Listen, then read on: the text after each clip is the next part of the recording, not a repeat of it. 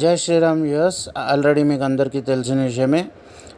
నేను లైవ్ పెట్టినప్పుడు చూశారు. అలాగే ఇప్పుడు విషయం ఏంటంటే, యాక్చువల్గా మేము బొలారం పోలీస్ స్టేషన్కి చేరేసరికి చాలామంది జనాలు గుమిగూడారు అండ్ మమ్మల్ని లోపలికి రానియలేదు. రానియనప్పుడు మేము గేట్ ఎక్కిన తర్వాత అప్పుడు ఇంకా ఏంది అని చెప్పనంటే, పెద్ద గేట్ అనేటువంటిది ఓపెన్ చేయడము, అక్కడి నుంచి లోపలికి వెళ్ళనీయడం అనేటువంటిది జరిగింది.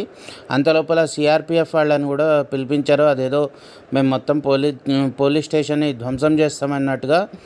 ఇది మటుకు చాలా అన్యాయము. అయినప్పటికీ కూడాను మేము ఎటువంటి రచ్చ చేయకుండాను కామ్గా మా నేత అయినటువంటి శ్రీ బీజేపీ రామచంద్రరావు గారిని మేము విడిపించుకోవడం అనేటువంటిది జరిగింది.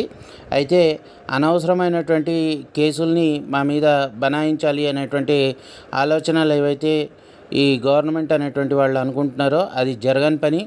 ఏ గవర్నమెంట్ వచ్చినా కూడాను మా పార్టీ వాళ్ళు జనాల కోసం అని చెప్పని సేవ చేయడం కోసమనే మేము ముందర ఉంటాము.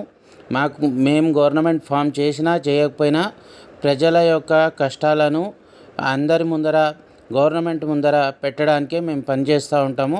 కానీ ఒక ఏంది అని చెప్పిన ఒక రౌడీలను, లేకపోతే ఒక దొంగతనం చేసిన వాడినో అరెస్ట్ చేసినట్టుగా తీసుకురావడము, పోలీస్ స్టేషన్లో పెట్టడము, ఇలాంటివన్నీ కూడాను సరైనటువంటి విషయం కాదు. అండ్ ఏదైనా కూడా అవినీతి జరిగితే ఓపెన్గా చర్చకు రావాల్సినదిగా మేము సవాల్ విసురుతున్నాము.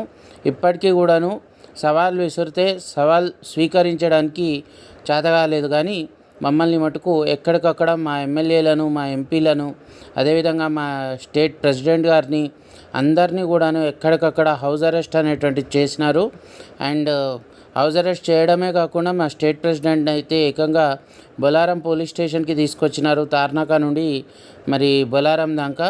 అందుకని మా మల్కాజ్గిరి ఏరియాకి చెందిన ప్రతి ఒక్క కార్యకర్త, డివిజన్ ప్రెసిడెంటు, అదేవిధంగా అందరం కూడాను ఇక్కడికి చేరుకొని ఆయనను విడిపించుకోవడం అనేటువంటిది జరిగింది. సో మీరు ఈ షార్ట్ కనుక చూసినట్టయితే like, share, subscribe and press bell icon. అదేవిధంగా మన హిందుత్వానికి సపోర్ట్ చేయండి, హిందుత్వానికే ఓటేయండి. Thank you very much.